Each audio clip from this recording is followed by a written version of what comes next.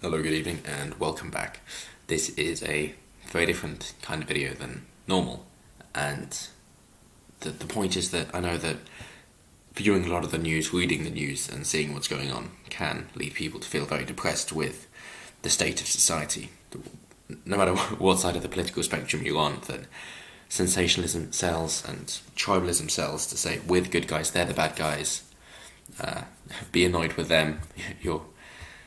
You're not as bad as them, but they're in control and they're doing bad things, and it can really weigh you down, especially if you feel persecuted and not able to speak out and speak your mind, and it can have a severe damaging effect being bombarded by these kind of things on a daily basis, especially if you feel alone. Seeing as humans are a social species, that if you feel lonely and solitudinal against your own will, then it can have an incredibly detrimental effect. And that's why I think it's important to maintain some level of motivation and inspiration. And I think it's very important to remind yourself of your own capabilities and hear motivational things on a daily basis. They say that motivation is like a bath or a shower, that it's good to hear and good to have, but you need it on a near daily basis, if not on a daily basis, or maybe multiple times a day, at least until you get into the headspace and you create the habits that work for you. That I know it isn't a fix all, but it is still a very important thing to have. And as Les Brown says, that you should be immersing yourself in these things of reading something, listening to something, watching something that is motivational and gets you in the right headspace. Do that at the beginning of the day and set yourself up right. If you can, then exercise as well. Get your heart rate increased, get increased circulation, more oxygen, more breathing. Exercise is better for your mind than it is for your body. Diet to lose weight, exercise to gain muscle, and that's about it really. I know how demoralizing it is to, if you go through every day and you're not living each day with purpose, but you're just responding to what's happening, then it's really easy to get knocked down. And I strongly recommend, no matter what your views are, to listen to motivational things, to just try and be a happier, better person and improve yourself in whatever aspect that may be, and search for channels like Motivation Addicts, Motiversity, Mulligan Brothers, all these things, Goose Bear Motivation.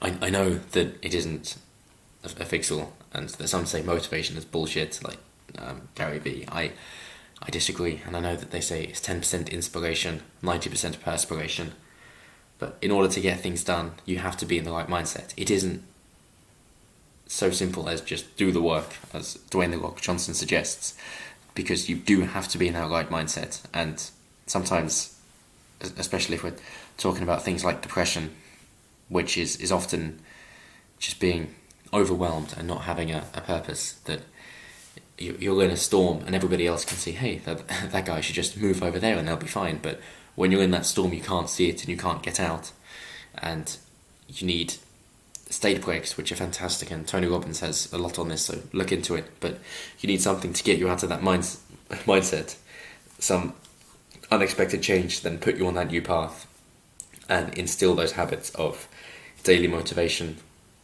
to get you in that mindset, to get you to do what you want to do. As Graham Alcott suggests, you've got a boss mode and a worker mode, where the boss mode, kind of an entrepreneur, you're thinking of what you want to achieve, and then you set it all out clearly and concise, like a to-do list kind of thing. But it is specific, so that then when you don't know what to do, instead of just being easily amused by some dopamine hit of videos or drugs or chemicals, whatever, that you then go through that list. And it's the difference between that initial bit of glee of maybe it's a chemical hit or watching a video, and then that overriding satisfaction and being pleased with yourself for having done the things that you know you need to do. And my way is to say that live with pride. Do the things that make you proud. Happiness is not a guarantee, but if you do what your morals dictate and the things that will make you proud to have done, even if you're not happy in having done them, you'll be glad you've done them. And some things, and I know it sucks to admit it, that you need to do in order to know that you don't want to do.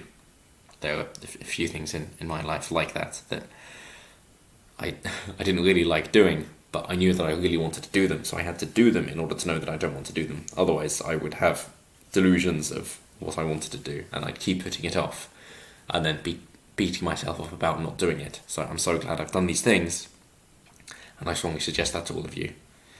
And the main thing about that is just get started. That's how I started this channel, and I know I'm not that popular yet, but I'm still going to continue every single day, no matter what.